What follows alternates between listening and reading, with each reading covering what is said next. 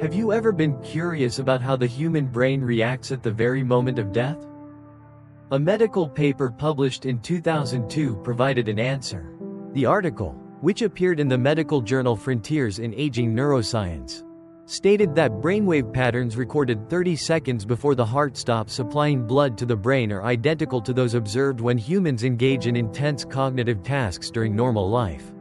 Such cognitive tasks include concentration, memory, and dreaming. To put it in more academic terms, this may sound rather complex, but expressed in a simpler way, it means that at the moment of death, the human brain replays the entirety of one's life. In fact, this report was somewhat belated, for someone had already described such an occurrence long ago. In 1963, a magazine titled Guideposts published a serialized account of a very strange incident, when an army physician had just officially declared a 20-year-old young man dead. 9 minutes later, as the body was about to be wheeled into the morgue, something extraordinary happened, and this event completely changed the life of the young man as well as the lives of many others. So, what exactly occurred during those 9 minutes? Today, let us revisit the story of George Ritchie.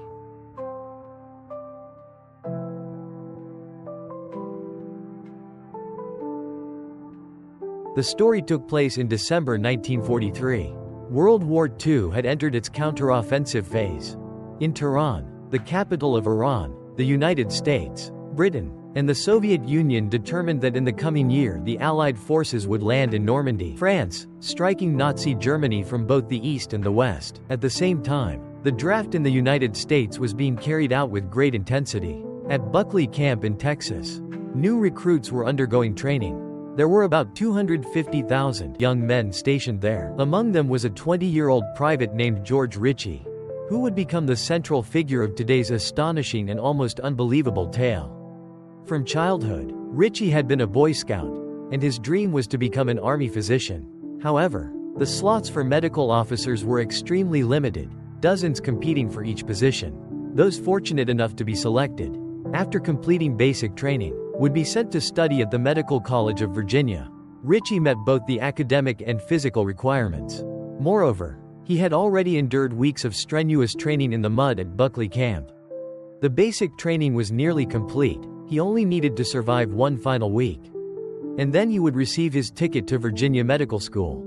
But in the end, Ritchie was not that fortunate. During the last week of training, he suddenly developed a high fever. The camp had no choice but to send an ambulance to take him to the base hospital. During an X-ray examination, he collapsed. When he regained consciousness, Ritchie found himself in a small room he had never seen before.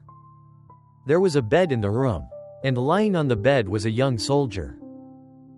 At that moment, however, Ritchie was too anxious to pay any attention to the figure on the bed. His mind was fixed only on returning to camp as quickly as possible. If he remained in the hospital, he was certain to lose his chance at a medical officer's position. Distressed, he rushed out of the room. As he looked up, he saw an army physician coming toward him. Head lowered, the man walked straight ahead, apparently not noticing Ritchie at all. Ritchie quickly stepped aside and shouted, "Hey, watch out!" Yet the physician neither looked up nor gave any sign of having heard him, and in a hurry, disappeared down the hallway. Startled, Ritchie could not make sense of what was happening. But he did not dwell on it. His only thought was to get back to camp and secure his train ticket to Virginia. He hurried out through the hospital gate. It was midnight, and the streets were deserted. Ritchie ran faster and faster, until he realized that his speed surpassed even that of a train. In fact, it felt as if he were flying. Looking down, he saw not the ground but clusters of dense trees. He soared over a wide river and countless towns. He even thought that, at this pace, he might reach Virginia itself. Suddenly he thought, but I don't even know the way to Virginia.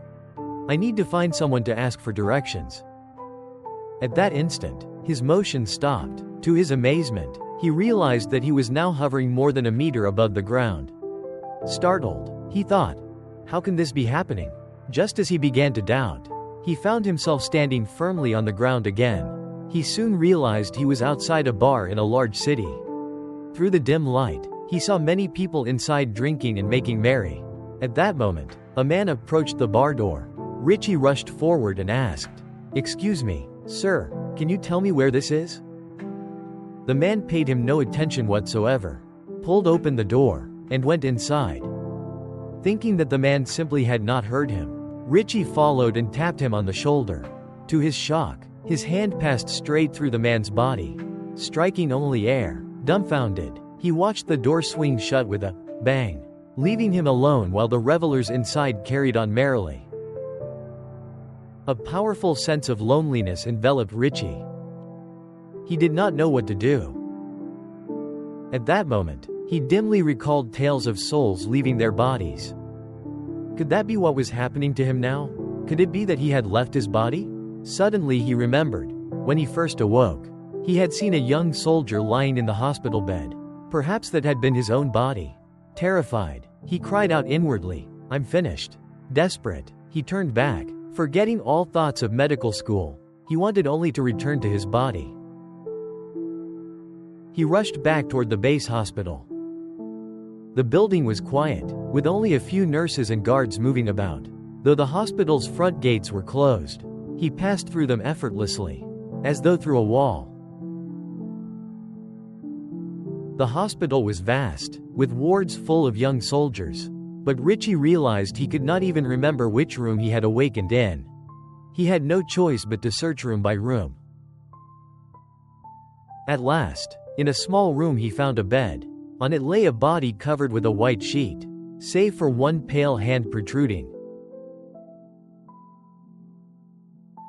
On the hand was a ring, the highest honor of a Boy Scout. The Eagle Scout ring. Ritchie had worn that ring for years. He knew immediately, this was his own body. Yet a question tormented him. How can I be both dead and alive? How can I be dead and still conscious like this? He moved toward the body and tried to pull back the sheet. But once again, his hand passed straight through. Anxious and desperate, he tried repeatedly, even leaping at the bed. But nothing worked in that silent room. Hopeless, he crouched in a corner, not knowing what else to do. Even time itself seemed strange to him. He could no longer tell how long had passed, hours, a day, a month, or a year. At that moment, something even stranger occurred. The room began to fill with light, brighter and brighter, like a sun radiating countless beams within the chamber. Ritchie suddenly felt fortunate that his eyes were not ordinary human eyes. For under such intense brightness, even a tenth of a second would blind a man. Out of the light, a figure gradually appeared. "Stand up." The words entered Ritchie's mind. They seemed to come from the shining presence, a command issued by it, yet also felt like his own thought. From then on, the luminous being in Ritchie communicated telepathically. Rising to his feet, Ritchie sensed a powerful love and compassion emanating from the being, a force he had never before encountered. Before this light, all his faults and imperfections seemed forgiven. "You are standing before the Son of God," the being declared. Ritchie felt an overwhelming trust toward this presence. At that instant, a strange vision unfolded. Images like a panoramic film strip encircled him.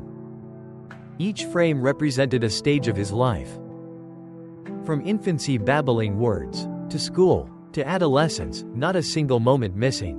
He even saw his mother, who had died giving birth to him, whom he had never met except in old black and white photographs. Yet here she appeared, vivid and alive, as though standing beside him. As each phase appeared, Ritchie not only relived his own thoughts but also sensed the feelings of those around him. Every detail of his 20 years was there, both the good and the bad. "What have you done with your life?" asked the light. Proudly, Ritchie replied that he had always excelled academically, graduated at the top of his class, and earned the Eagle Scout ring, the highest honor in scouting. But as he spoke, shame suddenly filled him, for he realized the question was not about achievements but whether he had used kindness to help others. Looking back on his short life, he saw selfishness everywhere, with little thought for others. Then the light spoke again. "Look at me." Fixing his gaze on the being, another miracle occurred. He felt himself in the light standing still while the surroundings moved at incredible speed. Suddenly the room and its walls vanished. They were in a great city. Perhaps Detroit, Boston. People bustled about, and around each living person Ritchie saw a faint luminous cocoon, clinging to them like a second skin. But some figures had no such light. Ritchie immediately understood. These were the dead, still attached to earthly desires. They lingered near the people or objects they had clung to in life. The thought had barely crossed his mind when he found himself in a noisy bar. Among the drunken revelers, he saw many figures without light, perhaps former patrons. Enslaved to drink, having died, they still craved alcohol, wandering the tavern but unable to drink. Then Ritchie noticed a young sailor, heavily intoxicated, stumble and collapse. At that moment, something astonishing happened. The sailor's luminous cocoon split at the head, tearing along the shoulder. Immediately, one of the shadowy figures lurking nearby plunged into the sailor's body through the tear and vanished. Terrified, Ritchie understood. The luminous cocoon was a shield. Once lost, a person became vulnerable to possession by other wandering spirits. The scene shifted again. The light led Ritchie to an even more dreadful place, still on Earth. Though he could not tell where. He saw multitudes of spirits swarming across a plain, locked in endless combat, though unable to touch one another. Their rage was boundless, striking furiously, driven by hatred and violence. The battlefield never ceased its torment. Ritchie realized, these were souls consumed by hatred, lust, and cruelty. Stripped of their bodies, their dwelling was this violent plain. He thought in horror. Hell exists on Earth. It is the prison of our unyielding obsessions. After witnessing this infernal realm, the scene shifted once more. The light brought Ritchie to a new dimension, magnificent buildings towering amid a radiant sunlit park. Broad corridors stretched between the structures, where people moved about. The atmosphere was filled with peace and serenity. One rather peculiar thing was that everyone wore wide cloaks with hoods covering their heads. It reminded Ritchie of medieval monks. Yet, the people here did not quite resemble monks. They seemed indifferent to their surroundings, focusing solely on their own research. Inside, Ritchie saw vast halls filled with complex equipment beyond his understanding, and even a library so immense that its far end was invisible. It contained countless volumes on music, technology, and science, in materials of leather, paper, and substances unknown to him. Curious, Ritchie asked where this place was. Instantly he received an answer. This was the thought center of Earth. Thrilled, he wondered, could this be the heaven spoken of in legends? The light did not reply, but gazed into the distance. Ritchie followed its gaze and beheld a dazzling city, home to towering beings. Its walls, architecture, and even life itself were formed entirely of light. Amazed, Ritchie realized, the light had come from there, heaven. As he stared, entranced, the vision receded rapidly, becoming a single point of light, then vanished. In an instant, the small hospital room and its four walls returned, as though he had never left.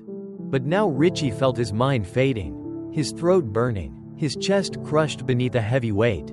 Struggling to open his eyes, he saw something blocking his view. A nurse's astonished voice exclaimed, "Private, I'm so glad you made it."